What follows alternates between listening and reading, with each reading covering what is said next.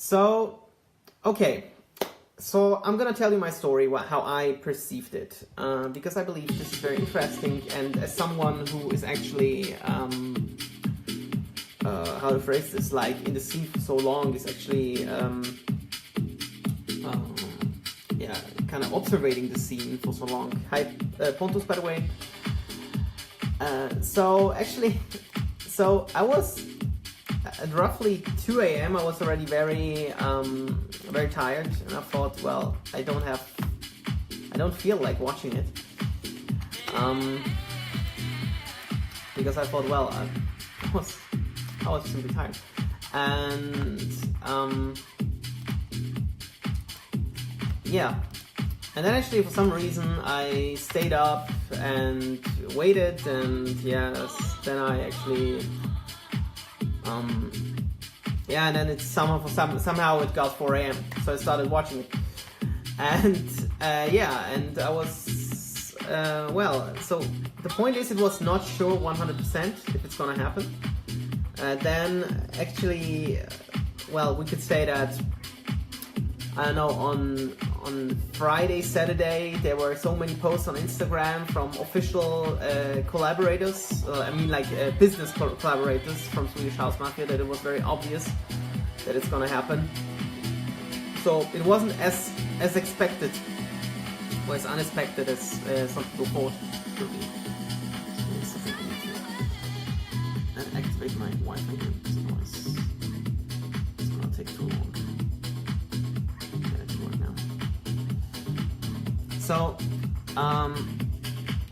And then it got 4 a.m. and basically, I started watching, and I thought, well, as I'm not really on it,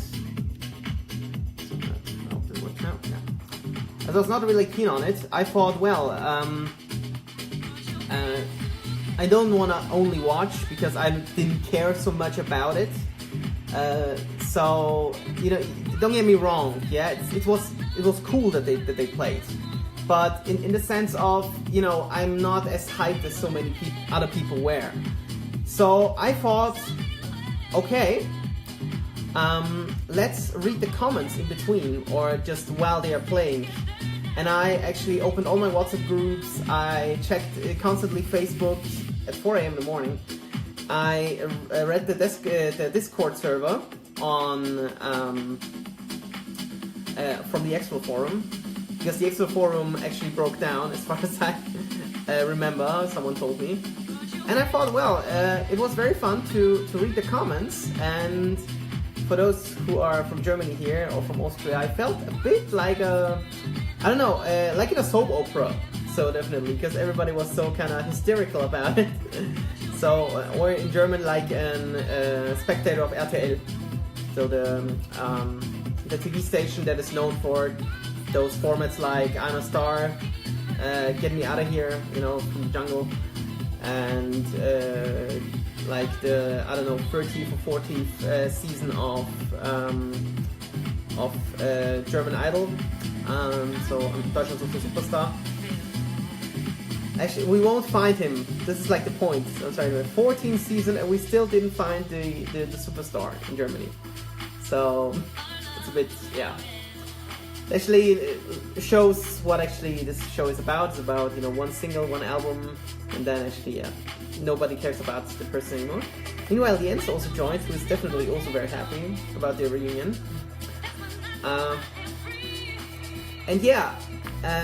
And I started copying some of the comments that I read on. Sorry, I don't see where it is. Give me a second.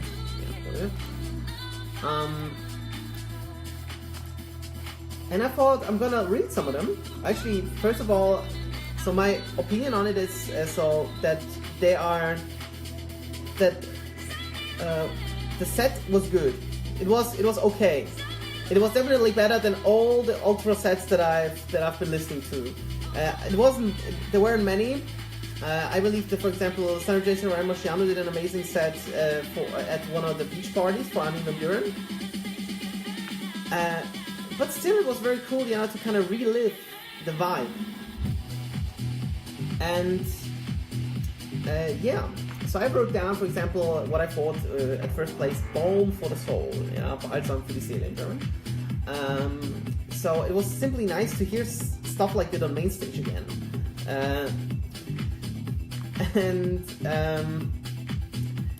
Some people were even crying. So one person even posted a pic of their out of their tears. It was very interesting.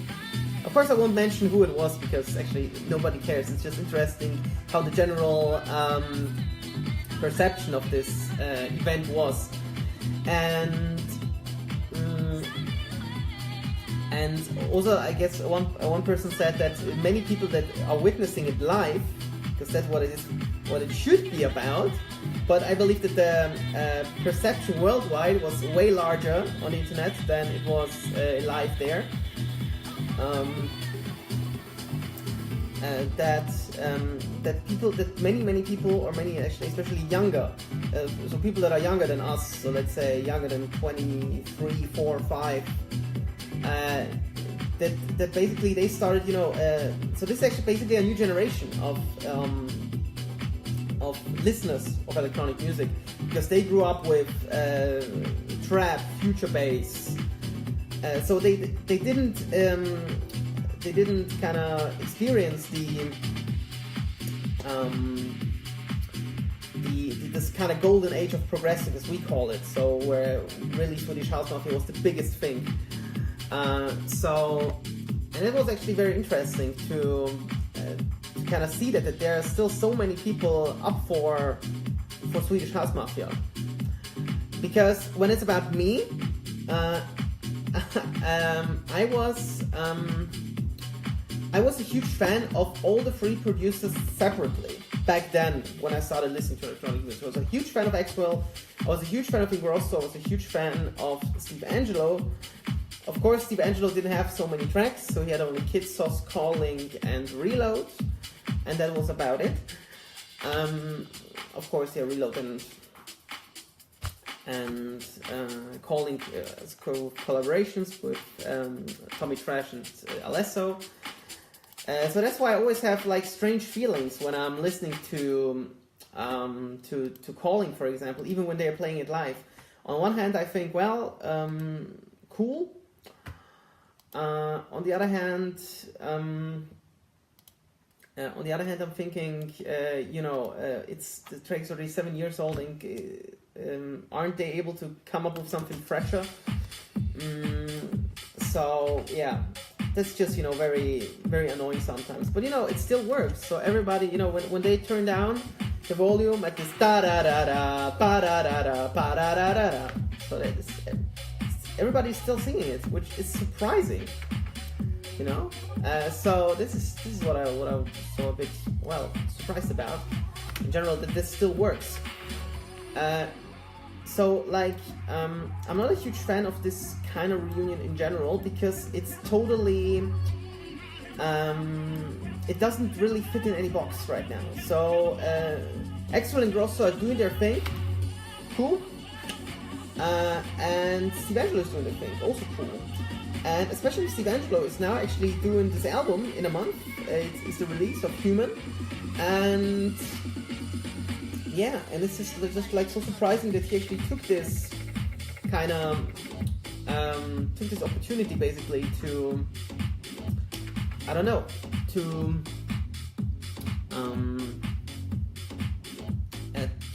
try to promote the album, but actually it turned out that it wasn't that wasn't the deal, basically, like the greatest one. But yeah, Mac, it's cool that they did it for once, but there are not even rumors that they're doing a world tour. I don't know what for without any new tracks.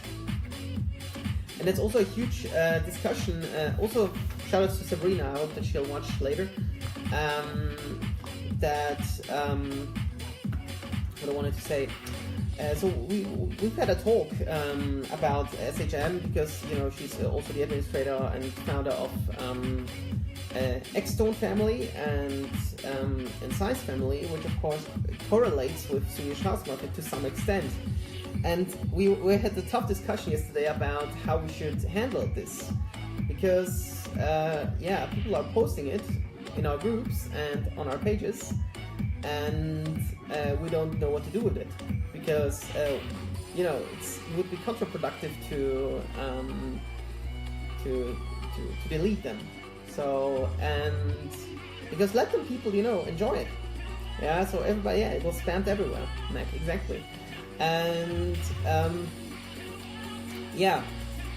because we're not a huge fan of this, because we both thinking that money is a huge point in all this reunion, comeback, however you want to call it. That's why I called exclamation mark and question mark in the title, because we don't know where this is going further.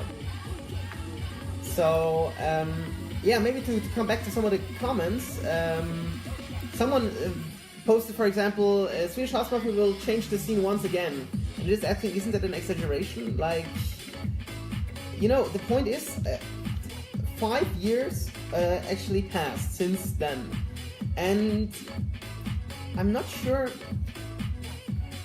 Actually, you can't really get back on a time, spin the time back on a time wheel 5 years ago, and 5 years back, and everything is just fine how it was. So it stopped 5 years ago, and then they continue normally. Of course, that's not possible because the scene and even the target audience changed. So it's all about the target audience, or the target group. Because, as I've already mentioned, so kids nowadays, when they are 16, 17, 18, start listening to EDM, maybe a bit of big room, maybe a bit of future bass, a bit of a trap, they don't even know or can't even imagine the magic of this golden age of progressive, how Swedish House Mafia were. So this is a very interesting point to see why they did it. So according to Amy from their manager, I believe, or their former manager, whatever, they said, let me find this. I just don't know what it was. I believe it was someone on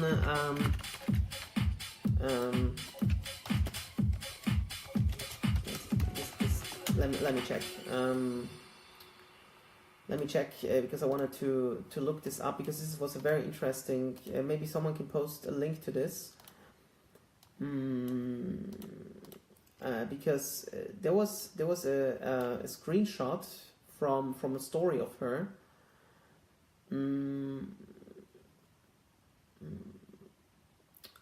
But I can't find it. Someone posted it on WhatsApp, but I can't remember where that was, because I'm in so many groups and I'm not even sure if I can actually open the WhatsApp right now. Okay, I can. This is from very well.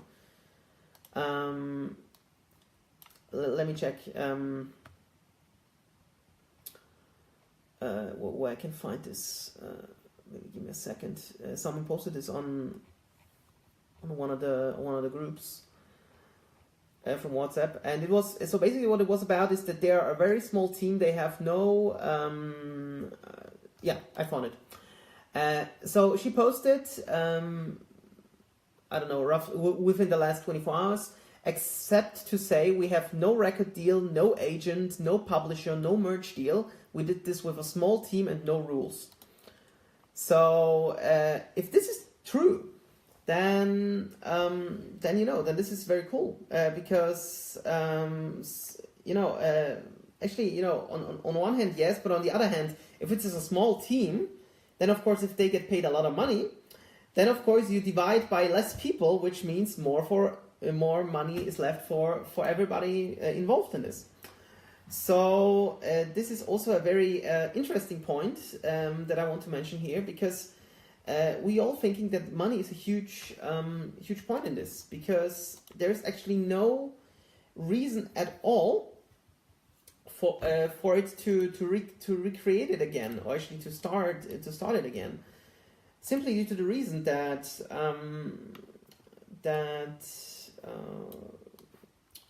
that both are doing very well, I guess. And I believe, at least what it is for me, is that I'm actually right now more confused than I was before the reunion, because right now I don't know how it will work. So how it worked for me back in the days, except Don't You Worry Child, because it was really a very magical track for me. is the fact that so Axel had his own project, Sebastian Ingrosso had his own project, Steve Angello had his own project with their corresponding labels X-Tone, Refune, and Size. And Swedish House Mafia was kind of the bonus for me, the icing on the cake, you could say. Which was cool, yeah, but you know, it was never about Swedish House Mafia for me. It was always about them three separately. So basically, what I liked back then, I remember exactly my perception of when they split up 5 years ago. I was very happy about it because I thought that they'll three come back to their solo projects again. But unfortunately, yeah, well, actually the worst case happened. Two of them three joined forces together for pop music. Well, almost. Actually, way more, not as emotional and not as well produced and more and produced in a different way than Swedish House Mafia. And actually, one doing something totally different. Some tracks were good, but especially right now. So I'm not a huge fan of this Human album so far. Only a few tracks, and you know, even then, you know, it's not made for the club, and yeah, so it's tough to say. So maybe let's just give me a shout out to all the 13 people that are watching, 14 people. It's simply amazing that you are so interested in my opinion. If you're not feeling it, my opinion on this, shout in the comments below what you dislike, or where do you have a different opinion on it, because right now it looks actually more like a presentation, like a spoken presentation, but I don't want to be like that. But yeah, if you have any comments on this or whatever, just drop it and we'll talk about it. The same, of course, on Insta. Yeah, and I have a few more of those comments. So yeah, as I've already mentioned, crying is a bit too much. I believe that's over-exaggeration because I didn't actually experience it so emotionally. The only thing where I got a bit emotional was Don't You Worry Child, of course, because this track really means a lot to me.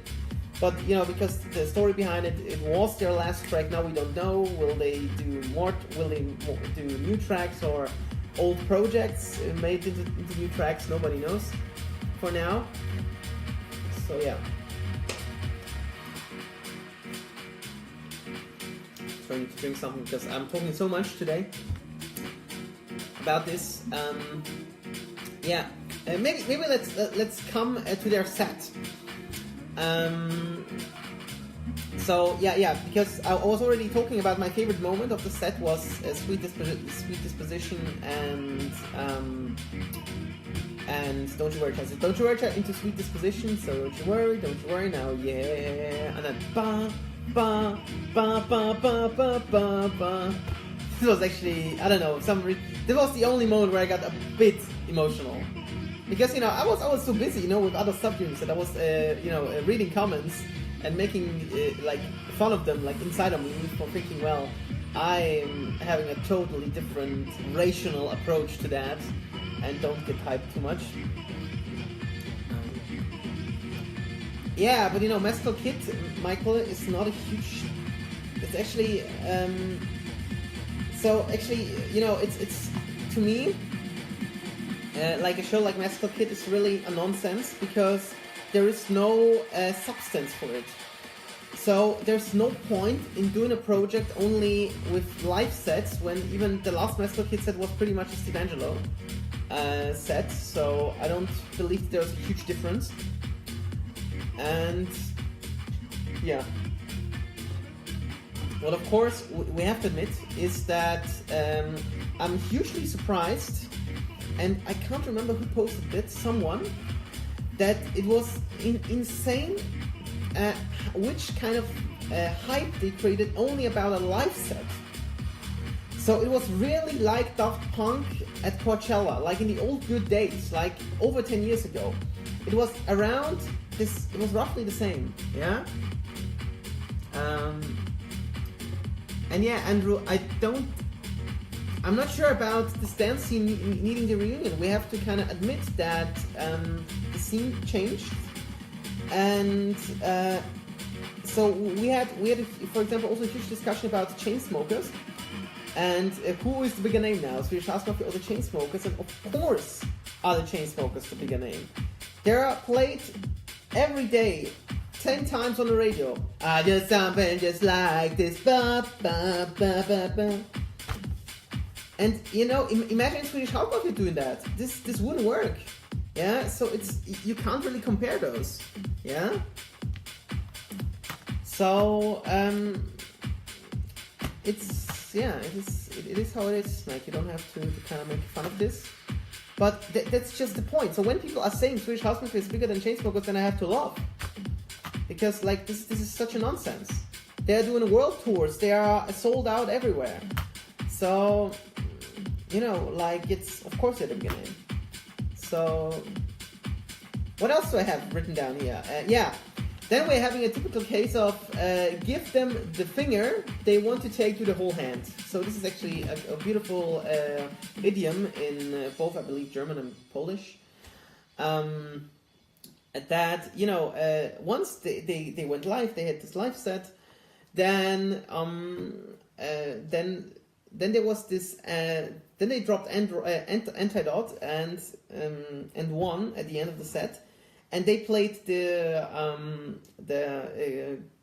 Salvatore Ganacci and Garmiani remixes respectively, and then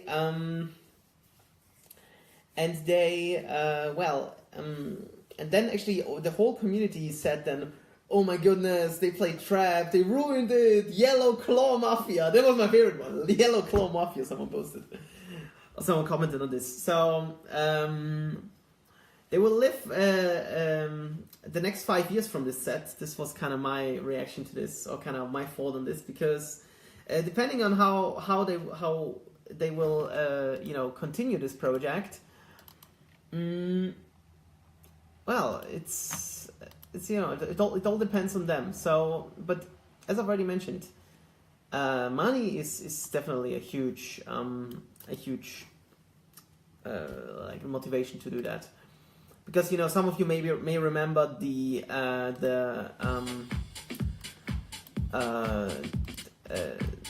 that case with with Steve Angello and, for example, Junior Sanchez, and I believe that Steve Angello, for example, on this one lost a lot of money, and you know, he has to someone earn it again.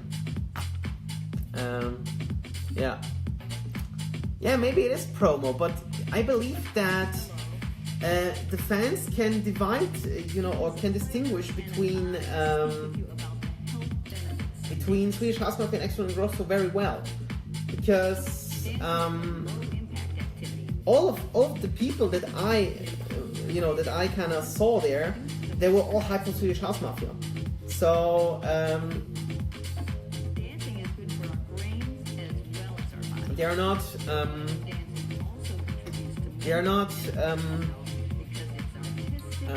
So they really were happy for Swedish House Mafia. So I don't believe that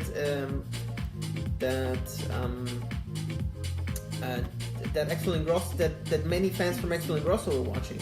Maybe these are the same, but who knows? Yeah. So yeah. So I'm not sure about promo. Actually, I think when it was done promotionally, then for Swedish House Mafia themselves. So only for them. So only for this project.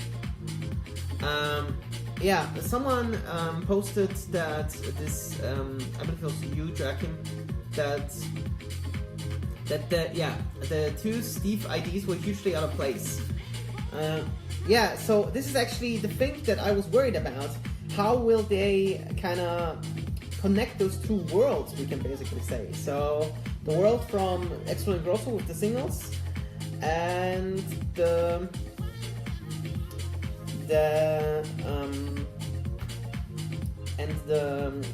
world of Steve Angello, basically, with the Human album, which is totally different from what they are doing. And speaking of Hardwell and Afrojack, Dennis, I got remembered what I said last year about them, and maybe I can read it out to you, because this is very interesting. Because actually, I kind of was aware of this, that this could happen again to some extent.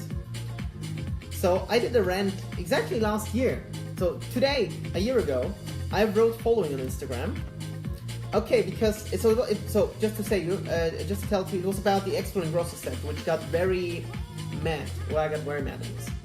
So I wrote a year ago. Okay, because over 10 people liked it, and also to open up a discussion.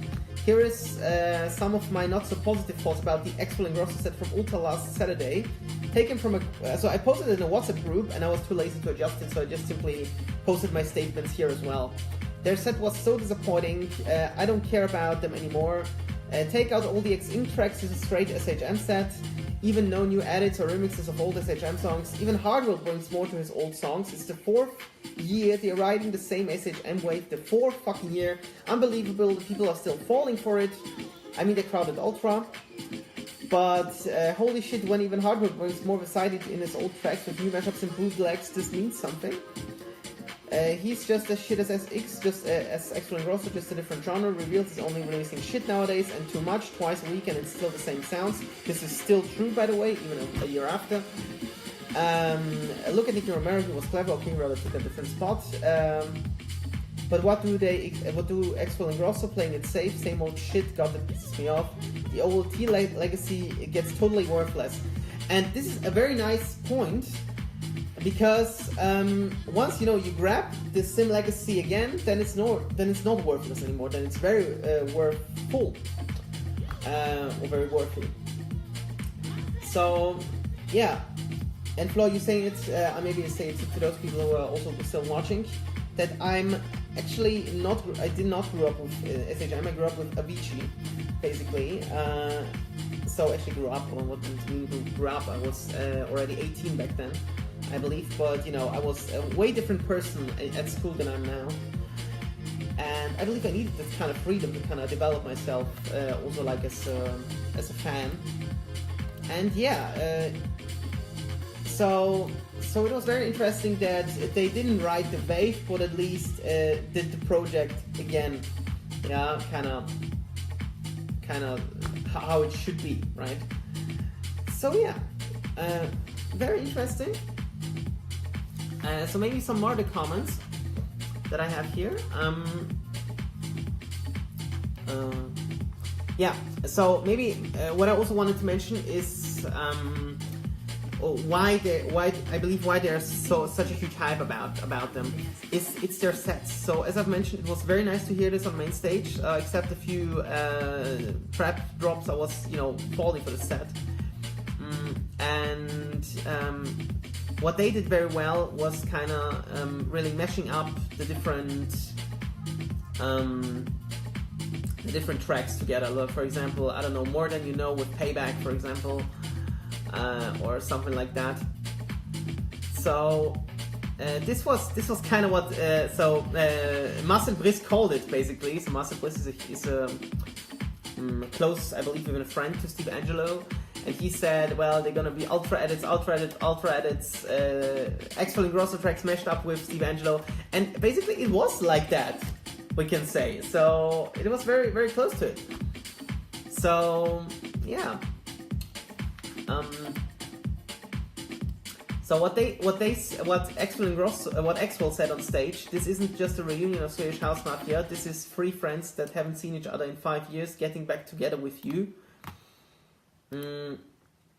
So this is a very strong statement, I would say, and Mac is totally right. Payback More Than You Know was very interesting to listen to, and what I also enjoyed was Save the World, Into the Island, Into Reload. That was also a very nice mashup. So high expectations, not the drop that the kind of community wanted to hear. It's already mentioned. One finger given, wanna take the full hand. Someone posted very, very nicely the return to the money making tour. Yeah, so the return tour would be actually a nice title for the tour, I would say.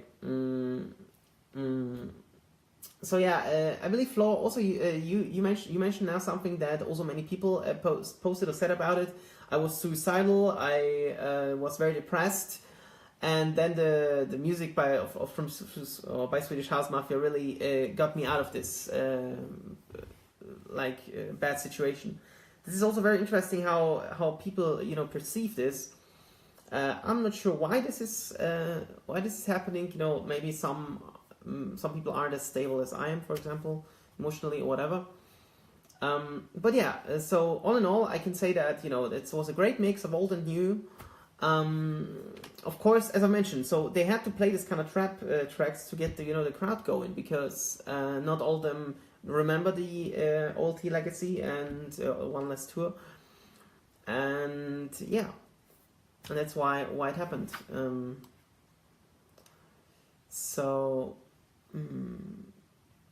Someone posted the Axel Ingrosso song fitted very well in there. So yeah, it's very interesting that there are also within the scene very different opinions. So when I, you know, say it from a kind of, you know, very rational point of view, then, you know, I'm thinking, well, and I'm telling you my opinion about it. So yeah. You know, that depends, you know, like trap is a bit different, Jacking, because it's, you know, not fall to the floor, and yeah. Bruno also joined. Very nice to see you. Meanwhile, Talking Heads with Clyde P. Very nice bass line, like about this track. So,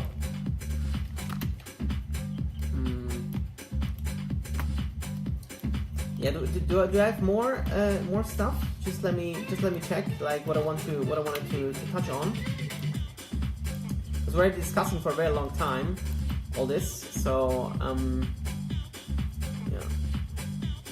yeah. So also, like what someone posted is, everybody of you hated the Sebastian Ingrosso song. Suddenly SHM are back together and they are saints.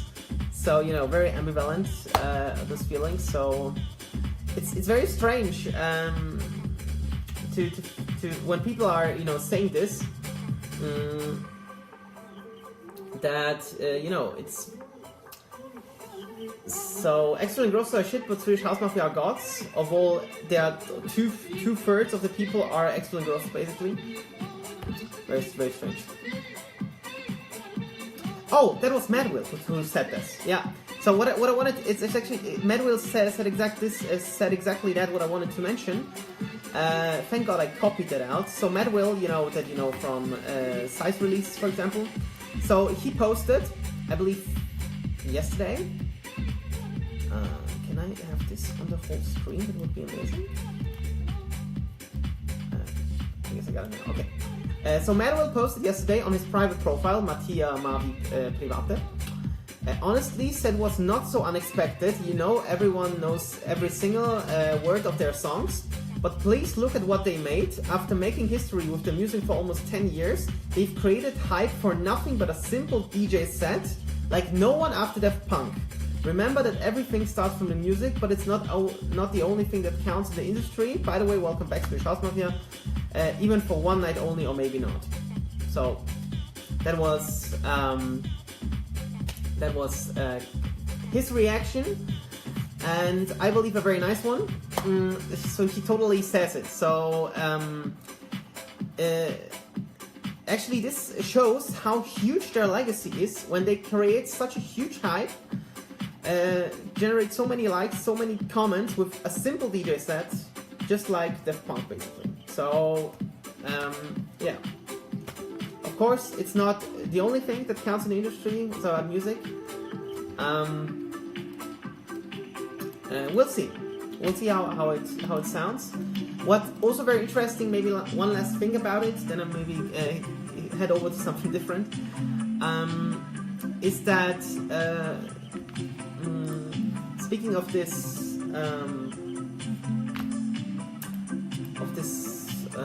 set, I lost my train of thought. Sorry. What I wanted to say is, so we had Madwill. Yeah, exactly. For example, Corey James also posted about them, and I believe also other producers that they feel like inspired like never ever before, and they just got straight into the studio and created something. So this is also very interesting, and I believe that maybe it's not so much about them. It's about really the scene and to get people inspired, especially those producers who, you know, used to love produce their style that they established. So yeah, very interesting.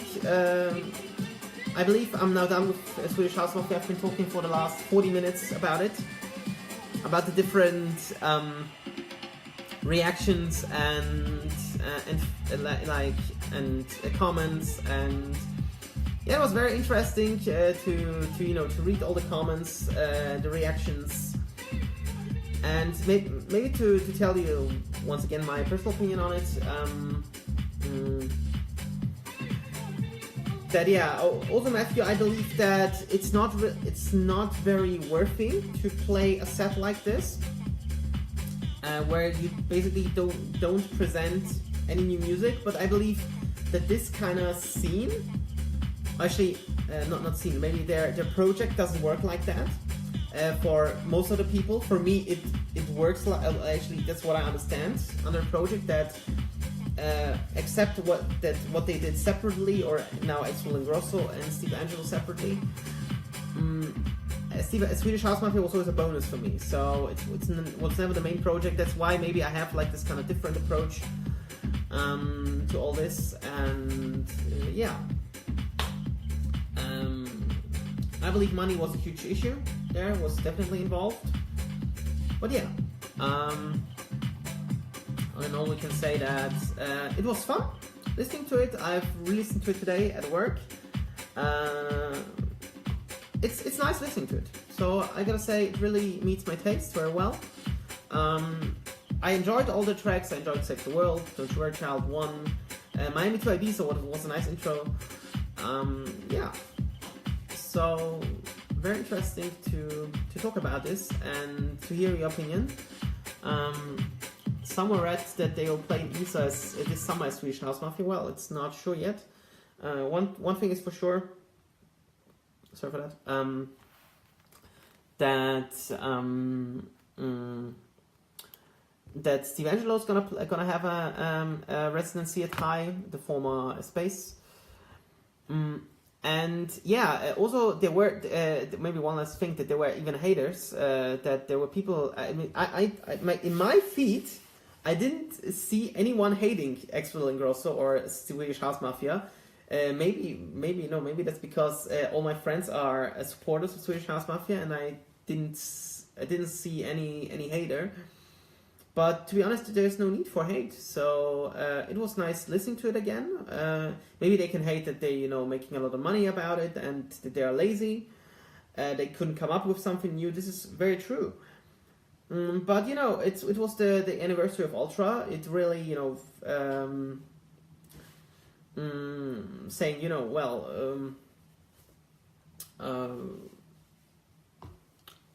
that there's too much money involved and whatever, but it was the 20th anniversary of Ultra, and yeah, so people enjoyed it. People were crazy about it.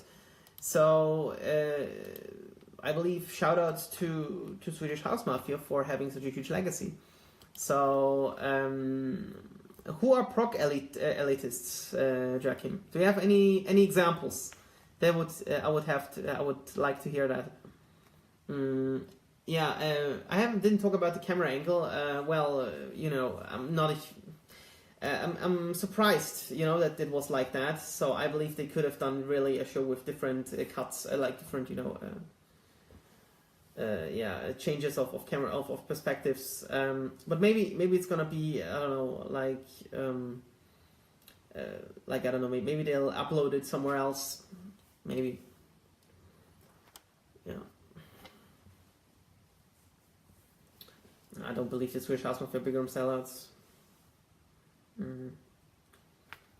Yeah, but it's that's what Madwill said about it. They did it, I believe, mainly for the money, and it went very well, surprisingly, for them. So yeah, I believe that's all I have to say about it. So I read you some of the comments and some of the reactions and how people are now inspired. And yeah, let's head over to a few tracks that I want to play this week.